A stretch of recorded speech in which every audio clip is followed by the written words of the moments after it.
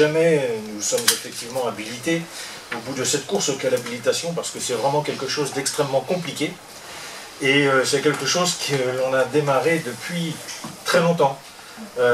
Depuis 2019. 18, ça avait commencé, 19, vraiment les choses qui se sont enclenchées avec à peu près tous les acteurs du territoire et que l'on maintient en tension. Ça, ce sont les mots de Claude qui aime bien maintenir en tension, mais en fait c'est une réalité.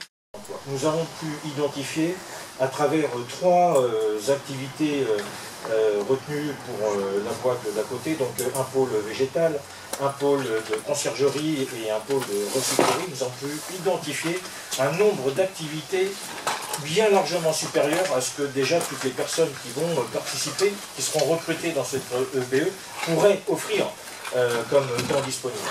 Donc nous sommes assez sereins quant à la faisabilité réelle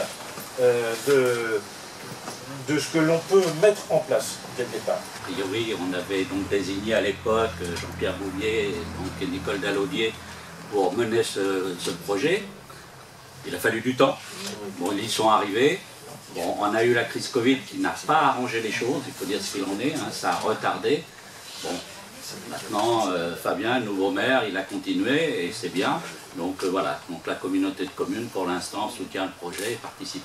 Pays qui regroupe, comme je vous l'ai dit, des représentants de 4 communautés de communes. Tout le monde a été unanime pour dire voilà une expérience particulièrement intéressante, il faut qu'on aille à son amassage. Voilà. Je suis content d'être là parce que dans ma vie politique mais aussi professionnelle, je suis assez investi dans les questions de formation et d'insertion. Dans une vie précédente, j'étais parlementaire, donc j'ai fréquenté Laurent Grand-Guillaume qui a porté ce dispositif et ce projet de loi, donc on se connaissait assez bien. Et puis je connais assez bien le réseau. Mais moi je voulais surtout saluer, féliciter ceux qui font que vous soyez là aujourd'hui. Parce que c'est ça la particularité du dispositif. Hein. Moi je travaille dans les dispositifs formation depuis des années, donc autant vous dire que j'en ai vu. Des dispositifs, alors il y en a qui marchent bien, il y en a qui marchent moins bien, mais le vôtre, il a cette originalité et cette force qu'il est porté par vous. C'est ça qui fait qu'on arrive aussi peut-être aujourd'hui à se mobiliser pour, maintenant on passe à la phase de concrétisation importante.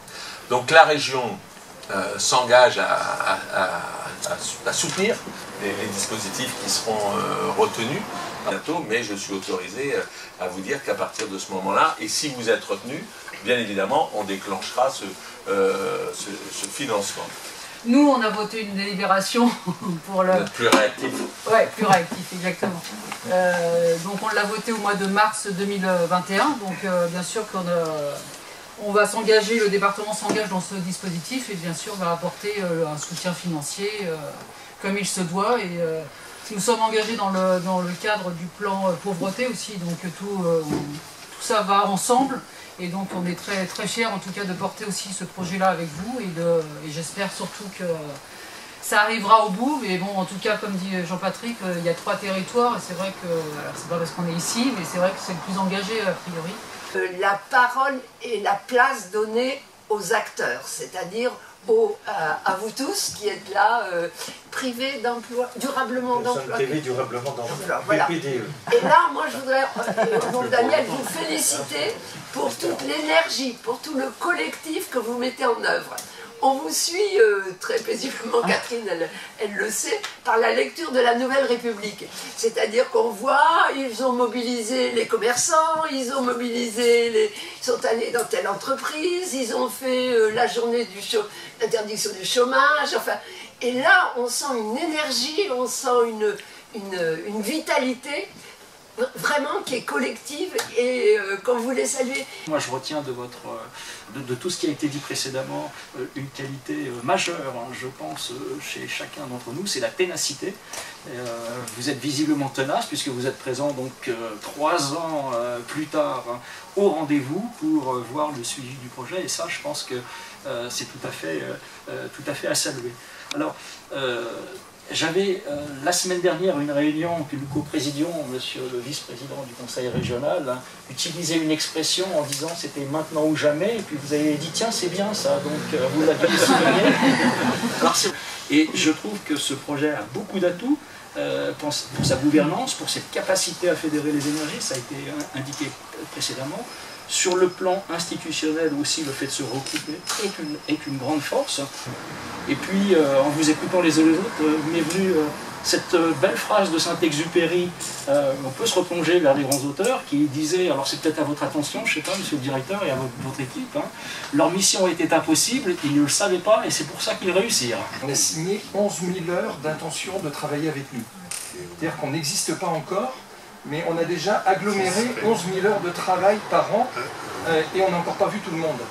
Et c'est là où, quand dans Territoire Zéro Chômeur, on dit c'est pas le travail qui manque, ben oui, il y a énormément de travail.